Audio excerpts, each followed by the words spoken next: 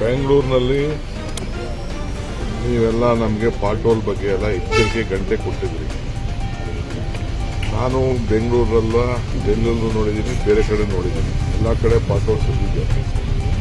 ಆದರೆ ಅಲ್ಲಿದೆ ಅಂತ ಅಂದ್ಬಿಟ್ಟು ನಾವು ಸುಮ್ಮನೆ ಕೂತ್ಕೊಳ್ಳೋಕ್ಕಾಗಲ್ಲ. ಸೊ ಲೆಕ್ಕ ಹಾಕೋ 2,000 ಚಿಲ್ಲರೆ ಪಾಟೋಲ್ಸ್ ಇದೆ ಅಂತೇಳಿ ನಮ್ಮ ಅಧಿಕಾರಿಗಳು ಒಂದು ಪಟ್ಟಿನ ಬೆಂಗಳೂರು ನಗರದಲ್ಲಿ ಕೊಟ್ಟಿದ್ದಾರೆ. ಮುಂದೆ ಎಲ್ಲ ಹೇಳಿದ್ದೆ, ಒಂದು ಹೊಸ ಸಿಸ್ಟಮ್ ಅದನ್ನು ಪಾಟೋಲ್ ಮುಚ್ಚಲಿಕ್ಕೆ ಅವರಿಗೆಲ್ಲ ನಾವೆಲ್ಲ ತೋರಿಸಿದ್ದು.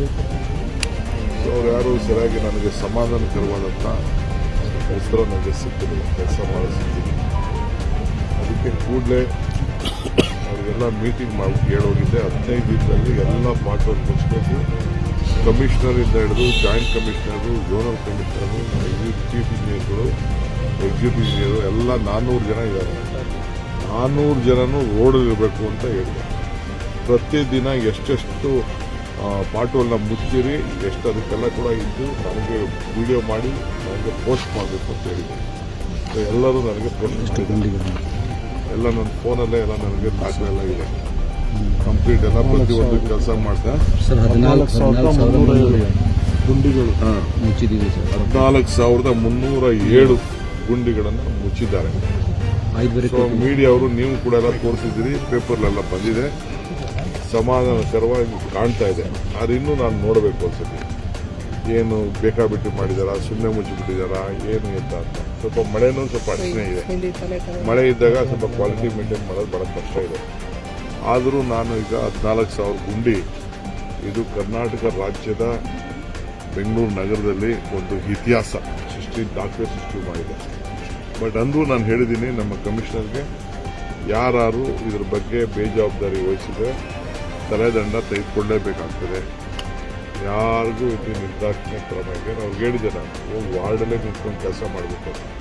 ಸೊ ಎಲ್ಲ ಅದನ್ನೆಲ್ಲ ಲಿಸ್ಟ್ ಮಾಡಿಸ್ತಾ ಇದ್ದೀನಿ, ಯಾರು ಮಾಡಿದ್ದಾರೆ ಅಂತ. ಇದನ್ನ ಇನ್ನು ನೋಡ್ತೀನಿ. ಸೊ ತಾವು ಎಲ್ಲ ದಯವಿಟ್ಟು ಬನ್ನಿ, ನಿಮ್ಮ ಸಲಹೆ ಇರಲಿ, ನಿಮ್ಮ ಮಾರ್ಗದರ್ಶನ ಇರಲಿ, ನಿಮ್ಮ ಸಪೋರ್ಟ್ ಇರಲಿ. ನಮಗೆ ನಾಗರಿಕರಿಗೆ ಒಳ್ಳೆಯದಾಗಬೇಕು.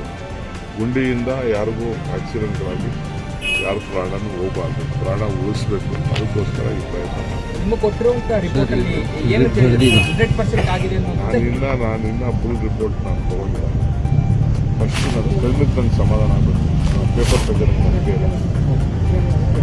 ಸರಿ ಮಾಧ್ಯಮದ ವರದಿ ಸರ್ ನನಗೆ ಪೇಪರ್ ಬಗ್ಗೆ ನಂಬಿಕೆ ಇಲ್ಲ, ಅವ್ರು ಕೂಡ ಪೇಪರ್ ಬಗ್ಗೆ ನಂಬಿಕೆ ಇಲ್ಲ, ಅವ್ರು ಹೇಳೋ ಮಾತಿಗೆ ನನಗೆ ಕಿವಿಗಿಂಪ ಅದು ನನಗೆ ನಂಬಿಕೆ ಇಲ್ಲ.